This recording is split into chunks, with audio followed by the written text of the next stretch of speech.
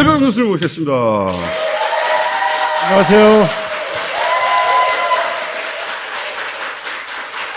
오랜만에 뵙습니다. 다른 얘기 하기 전에 제가 최근에 이런 생각을 해봤어요. 윤석열 대통령은 과연 이 경제 위기를 실감할 것인가? 예를 들어서 화물차 운전자, 교육과 폭등이 당장 자기 생계에 절대적 영향을 미쳐요. 실감하지 않을 수 없죠. 매일 장을 보는 주부들도 실감하지 않을 수가 없어요. 물가 때문에. 매일 식용유 써야 하는 식당 주인들도 마찬가지고 절감하죠. 일상의 영역에서 생활인들은 각자의 방식으로 이걸 체감합니다. 이거 심상치 않다 뭔가. 근데 안 그래도 경제적으로 풍족한 부부가, 안 그래도 대중의 일상적 감각이 없는 부부가 이제는 모든 비용을 국가가 대주잖아요. 기름값이니 장바구니 물가니 생활의 무게가 없잖아. 이 경제학이란 말이 무슨 형이상학처럼 들릴 거라고 저는 봐요. 실감을 못하면 공부라도 해야 되잖아. 근데 출근은 지가 하잖아요. 퇴근은 칼퇴근이야. 퇴근 후에는 일정이 있으신 것 같아. 주말이면 신발 사야 되잖아. 빵 사고 영화도 봐야 되고 바쁘셔. 대통령이 실감을 못할 뿐만 아니라 공부를 할 일도 없고 그러니 해법을 낼 일도 없다. 일단 이걸 전제해야 돼요. 우리끼리 잘 살아야 돼요. 우리끼리. 자, 이걸 기본 전제로 깔고 교수님이 지금 현재 우리가 어떤 상황인지 알려줄 거 아닙니까? 부탁해요. 예. 제가 오늘 총수가 오늘 여기서 얘기하는 거 보고서는 야, 지금 현재 경제 상황을 정확하게 이해를 하고 있구나. 제가 오늘 이제 소개하려고 하는 내용도 뭐냐면은 지금 잠깐만요, 교수님. 좀 전에 제 칭찬을 하다 만 것 같은데요. 그러니까 하려면 좀 제대로 해주세요. 아니 지금 본질을 정확하게 접근을 하고 있다는 데 제가 깜짝 놀래요. 근데 그게 경제적인 사고로 접근을 한 게 아니라 본인이 살아온 삶 속에서 이제 경륜이죠. 제가 오랫동안 수년간 옆에서 지켜봤을 때는 꽤 통찰력과 꽤 경륜이 있어요. 교수님, 꾀는 빼주세요. 제가 경륜이를 갖추고 있다고 표현하는 사람이 거의 없어요, 사실은요. 없기 때문에 굉장히 꽤 있다고 얘기하는 건 굉장히 높게 평가해 주십니다. 아, 꾀가 높은 겁니까? 예. 만족하겠습니다. 근데 제가 이제 오늘 대한민국의 백척간두에 서 있습니다. 미국의 힘은 뭡니까요? 미국의 힘은 제가 평소에 얘기하는 달러, 그 다음에 둘째가 군사력, 이거잖아요. 달러가 뭡니까, 교수님? 미국에서 학위 받으셨으면서. 근데 그 달러를 찍어내는 곳이 연준이잖아요. 미국의 중앙은행은요. 연준이 지금 상황을 수습할 수 있는 능력을 상실했어요.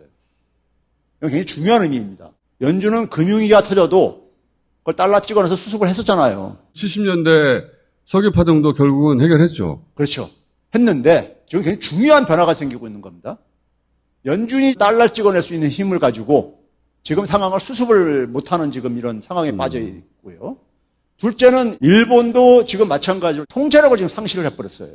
경제 규모가 큰 나라들이 가지고 있는 힘이라는 것은 뭐냐면 돈 찍어내는 힘이에요. 그런데 자기들이 이렇게 힘드니까 그거 벗어나는데 대한민국을 소모품으로 사용하려고.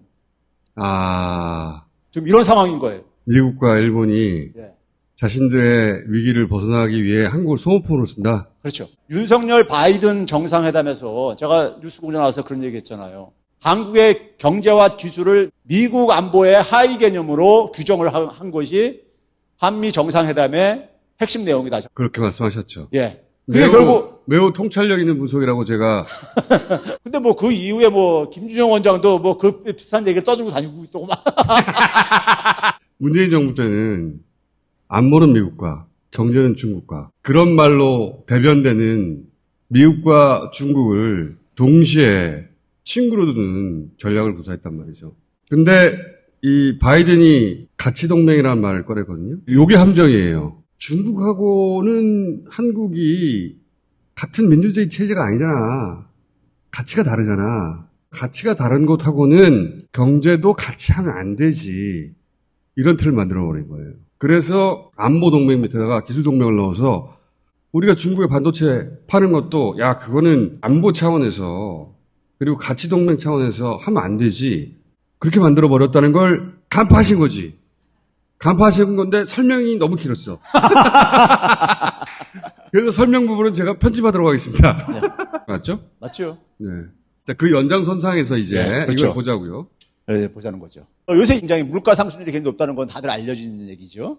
미국의 인플레이션이 그러니까는 5월 달에 8.6%를 기록했는데 이게 41년 전 81년 이래 제일 높다는 거 아닙니까요? 거기다 가계 소비가 곤두박질 치고 있어요. 미시간대랑 여론조사 기관이 1946년부터 이 지수를 개발을 해가지고 조사를 하는 건데 이게 1946년 이 지수를 만든 이래 최저예요. 얼어붙었다는 거죠, 지금 완전히. 예, 완전히 바닥으로 지금 곤두박질 치고 있잖아요. 그 결과 금리가 폭등을 하고 있어요.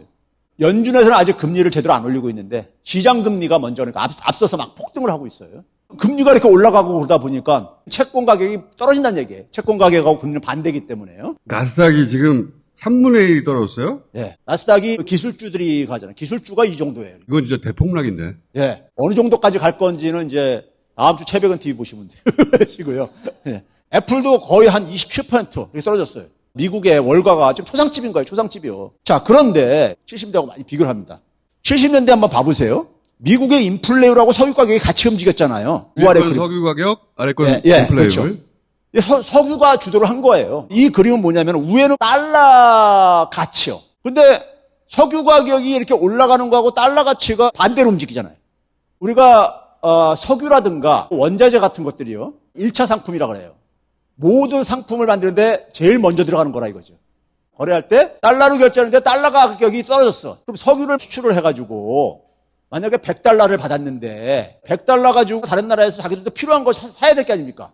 근데 그거 아주 옛날에 사는 것보다도 2분의 1못 사겠어. 달러 가치가 떨어져가지고. 그러면 석유 가격을 올려요. 그래서 달러 가격하고 반대로 되게 움직입니다. 7, 80년대는 그랬어요. 달러 가격이 안정되고 상승하자 석유가가 떨어지고. 달러 가치를 올릴 수 있는 방법 중에 하나가 뭐냐면은 금리를 올리는 거예요, 미국에서요. 금리를 올리면 미국하고 달러가 유입해 들어올 게 아닙니까? 그러니까 금리를 올리게 되면은 유가나 이런 것을 억제할 수 있었던 거예요. 미국이. 예. 과거에는요. 7, 80년대 그렇게 해결했는데. 예. 이게 70대부터 최근까지 이게 흐름이에요. 그러니까 석유 가격이 올라가면 달러가 낮고. 예. 석유 가격이 떨어지면 달러가 높고. 이런 그렇죠. 이게 반대로 움직였잖아요. 역의 관계가 항상 성립돼 왔는데. 최근에는 같이 움직이고 있잖아요. 최근에는 둘 다 올라가고 있다. 같이 올라가고 앉았죠. 왜 그러냐면은 지금의 유가가 올라간 건 전쟁 때문에 생긴 거잖아요. 미국이 연준이 금리 올린다고 해가지고 석유 가격이 갑자기 떨어지겠냐고요. 이분이 누구냐면은 알렌 블라인더라고 전 연준 부의장 했던 사람이에요. 이 사람이 무슨 얘기를 했냐면은 연준이 지금의 상황을 통제할 수 있는 수단을 갖고 있지 못하다. 이런 고백들을 하고 앉아 있는 거예요. 연준이 물가도 안정시키기 위해서 금리를 올리니까 막 주가가 폭락하고 앉았잖아요. 그러니까 물가 안정을 시켜야 되느냐, 금융을 안정시켜야 되느냐, 굉장히 아주 난처한 상황에 빠진 거예요. 물가 안정을 위해서 금리를 올려야 되는데, 금리를 계속 올리니까 월가가 죽으니까 그것도 이제 마음대로 못하는 상황, 어정쩡한 상황이 그렇죠. 됐어요. 예전에는 미국이 달러를 찍어내는 그 힘을 가지고 세계 경제 위기를 조절할 수 있었는데, 이제는 그 기능을 상실했다. 그럴 수단이 없다. 지금 연준 워싱턴이 일 저질러 놓고 우리한테 지금 저거 한다 이거예요 지금요. 네? 오케이. 자, 그다음에 이제 일본을 봐보세요. 125엔 넘었을 때 제가 한번 나와가지고 얘기를 했었는데요. 네. 어저께 이제 135엔까지 이제 돌파를 했어요. 이게 마지노선 아니었어요? 그렇죠. 이게 일본 은행의 총재가 구로다라는 사람이에요. 이 돈을 아무리 일본 은행이 공급 찍어내도 엔화 가치가 떨어지는 게 그 마지노선이 125엔은 넘지 않을 것이다. 이렇게 얘기를 했던 거예요. 근데 이거는 이미 4월 때 넘어가 버린 거예요. 135엔까지 어저께 이제 넘어가 버린 거예요. 그러니까 한 달 사이에 한 7%나 더 하락을 한 거예요. 일본은 여러분들 알다시피 국가 부채가 굉장히 많은 나라잖아요. 그래서 이게 정부가 채권을 발행하는데 이자를 많이 물게 되면은 감당을 못 하는 거예요. 채권을 발행하려면 이자를 줘야 될 게 아니에요. 그래서 일본의 중앙은행은 기준금리는 마이너스 0.1%, 정부가 발행하는 장기 10년짜리 채권은 0%로 목표를 설정을 해가지고 운용을 해왔어요. 근데 지난주 금요일 날 일본 국채가 0.25%를 돌파한 거예요. 일본 은행이 돈을 찍어서 사들여도 저게 지금 통제본을 벗어나는 거예요. 그러니까 일본은행이 네. 0.25라는 방어선을 구축해 놓고 네. 그동안은 넘어가려고 하면 돈 찍어가지고 돈 찍어서 사들여서 방어해 왔는데 네. 그 방어선을 돌파해 버렸다. 최근에 돈을 엄청 찍어 사들이고 있는데도 불구하고 그러니까 시장에서 뭐냐면 일본 국채를 던지는 거죠 막. 던지는 거야. 믿을 수가 없는 거지 이제. 그렇죠. 일본만 돈 찍어서 막 사들이고 있어요. 돈을 막 찍었으니까 엔화 가치도 떨어질 게 아닙니까? 그러다 보니까 엔화 가치가 135엔을 돌파한 거야. 이것도 마지노선이잖아요. 그렇죠. 마지노선을 135엔이 왜 마지노선으로 갔냐면 이게 한국과 일본 간의 1인당 국민소득이 역전되는 135엔 넘으면은 한국과 일본 사이에 1인당 국민소득이 역전된다. 이거 굉장히 상징적인 의미를 갖고 있다 보니까 일본은 뭘 동원하겠어요? 그 달러 풀어야지. 그러니까 외환보유액이 줄어드는 거 아니에요. 빠르게. 지난해 최고 대비 950억 달러 감소면 엄청나게 감소했네. 그렇죠. 거의 1,000억 달러가 줄어든 거예요. 예? 교수님, 잘 됐다. 이게 아베 때문이거든, 다. 낙타달 거 없어. 아베 집권한 이후에 일본 경제 규모가 더 많이 찍어낸 거예요. 교수님이 이 얘기를 반복적으로 하는 이유가 있어요. 다스베이다 처음 나왔을 때 아베 이코노믹스는 망한다. 틀림없이 망한다. 두고 봐라. 그 얘기를 처음부터 얘기했거든요. 지금 내 말이 맞지. 그때는 굉장히 예로웠었어요. 전부 다는 그냥 아베노믹스 잘 된다고 이러는 데시니까. 그렇죠. 그 박근혜 정부 시절까지는 아베노믹스가 찬양받았어요. 찬양일생. 그때 교수님이 아베노믹스 이거 망한다니까. 그때 외톨이였지. 이거는 이제 말이 안 되는 얘기이기 때문에. 박수.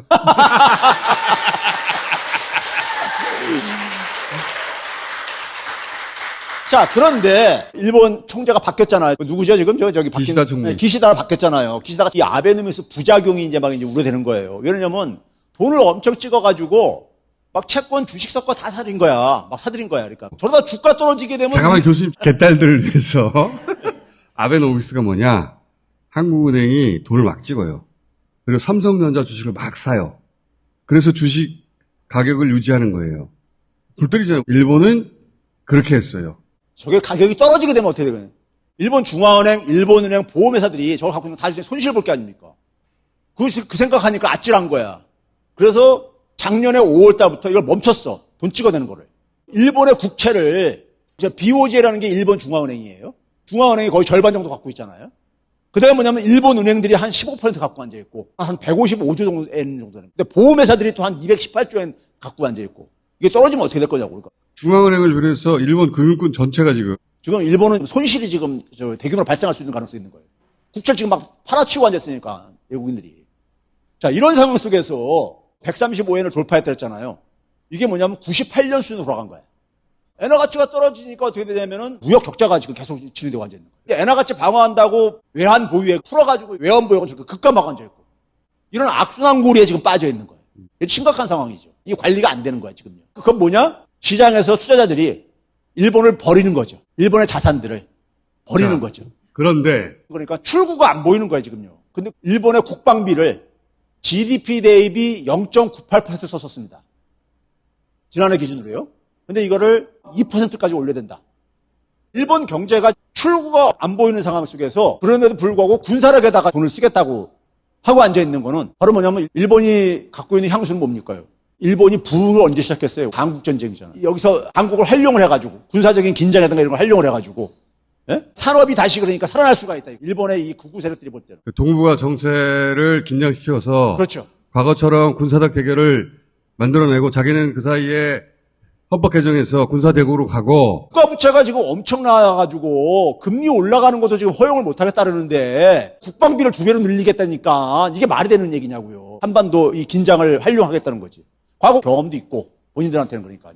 추억도 있고 자기들의 어려운 상황을 벗어나기 위해서는 한국이 지금 그러니까는 필요로 하는 거예요. 한국의 군사적 긴장이 필요하다. 그렇죠. 미국도 마찬가지로 한국의 경제 기술을 활용을 해가지고 중국을 압박하는 데 쓰겠다고 하고 앉아있고 일본도 한반도 긴장을 고조시켜가지고 자기들 출구를 만들겠다고 하고 근데 이거 윤석열은 그냥 하라는 대로 다 하고 오히려 앞장서가지고 하고 있는 상황이니까 일본하고 사이좋게 지내야지. 미국은 우리 형님이지. 이거 2개밖에 없잖아. 미국 경제도 봐보세요. 우크라이나 전쟁에 그래가지고 미국 경제가 흔들흔들거리고 앉아 있듯이 한번 판이 바뀌게 되면은 경제라는 것은 그냥 순식간에 이게 분위기가 바뀌어버려요. 지금 그러니까 그런 상황으로 지금 한국을 지금 소모품으로 삼으려고 하는 미국과 일본 입장에 한국 경제가 지금 인질로 잡혀 있는 상태라 이거예요. 거기서 균형을 잡기는커녕 맨 앞에 행동대장 하려고 하잖아. 그렇죠. 미국이 우크라이나에서 팔 빼려고 지금 하고 있잖아요. 처음부터 했거든요. 미국이 러시아 제압 못한다. 그리고 중국 압박 전략도 실패한다. 중국한테 타격은 입힐 수 있죠. 근데 중국을 무릎 꿇리게 할 수는 없다. 근데 우리나라의 이 보수 세력들은 미국이 시키는 대로 다 하는 게 이런 생각을 갖고 있는 거죠. 우크라이나가 지금 그런 거 아니에요? 우크라이나 지금 보게 되면 지도자를 잘못 만나면은 그런 결과가 나오듯이 미국과 일본이 자국의 이익을 위해서 자기들의 그러니까는 좀 손에 피를 덜 묻히면서 한국을 활용을 하고 싶고 그걸 통해서 자기들이 회복하는 기회로 삼고 싶고 그러니까 한미일 군사동맹 이건 문재인 대통령이 절대 안 된다 그랬잖아요. 이건 막아야 되는 거죠. 그러니까 글로벌 경제 위기를 통해서 확인한 것은 미국은 이 통제력을 상실했고 일본도 스스로를 지킬 힘이 없는데 여기서 좀 망가져가고 있는 거예요. 네.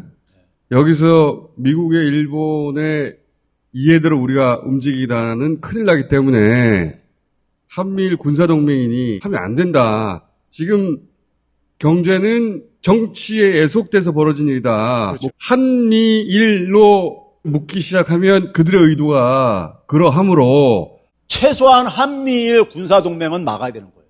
마지노선인 거예요. 미국, 일본의 이익에 따라서 우리가 완전히 수단화되는 거예요. 그래서 한미일 군사동맹은 절대 막아야 되는 거예요. 막으면서 이제 정권을 바꿔야 되겠죠.